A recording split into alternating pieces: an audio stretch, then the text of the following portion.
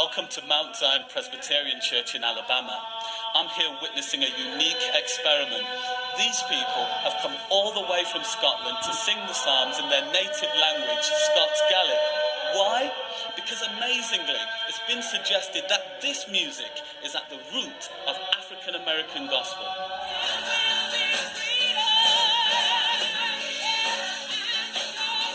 This is what most people think of as gospel music.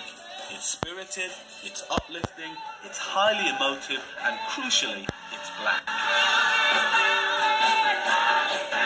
Recently, a controversial theory has been put forward that the roots of this music can be found not in Black America, but bizarrely in a remote part of Scotland. Does gospel music come from out there? No. It comes from Africa, man. It just seems to be so related with African American history, which is slave history, which is black history.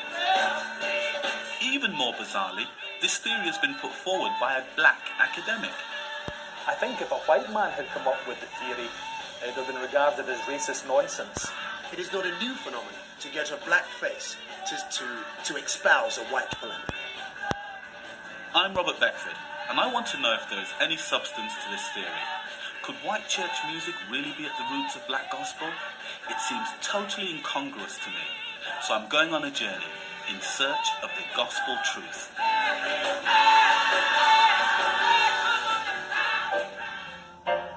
This is Willie Ruff, an eminent jazz musician who used to play bass with Dizzy Gillespie. His day job is professor of music at Yale University. It's Willie who's put forth a theory that the origins of gospel can be found in an obscure form of Scottish music called Gaelic psalm singing. I went to the Yale campus to ask where on earth this idea came from. I stumbled into a church close to my house in Alabama, and I found, to my great surprise, these people singing the same Black Baptist music that I had grown up with and thought had passed away.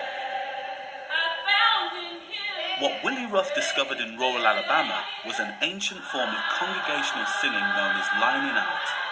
This is a call and response tradition in which a line is sung by one voice and then followed by the individual members of the congregation, not as a choir, but in their own individual freestyle manner.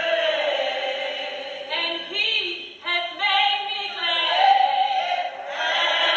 Willie believes this music is the predecessor to gospel.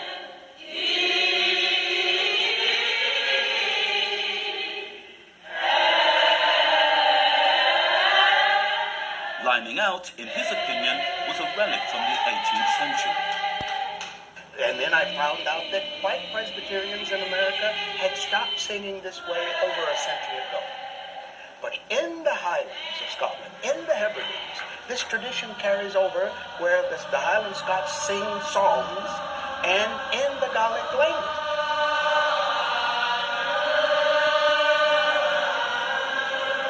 I, as quickly as I could, got myself to Scotland to find out. What Willie heard in the churches of the Isle of Lewis convinced him that this is the same singing tradition he found in the rural black churches of the American South. He believes he's discovered gospel's original source. What was it you heard in the music that made you feel there was this definite connection? When I got to Scotland, what I heard there was precisely the manner in which these Hebrideans sang the music, the passion, the pathos that is in their singing of it that matches so much of what we do in the American South. In my mind, I said, this then would have been the first worship music that black Africans, newly arrived as slaves, would have heard in North America. This is older than the spiritual.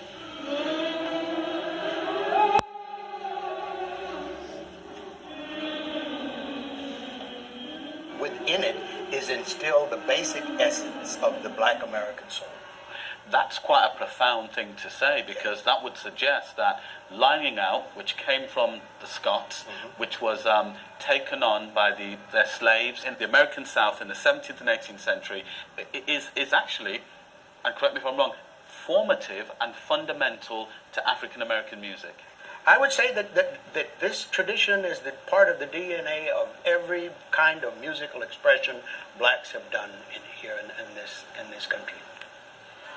This is an enormous claim to make. If it's true, it will rewrite the history of African American music. From the early spirituals through to present-day gospel, this music has always been thought of as black. Would it now have to acknowledge a white ancestry? It's a kind of controversial thing that you'd expect a professor from Yale University to say. But will he better make sure that his arguments are sound and good, because he's going to face lots of opposition?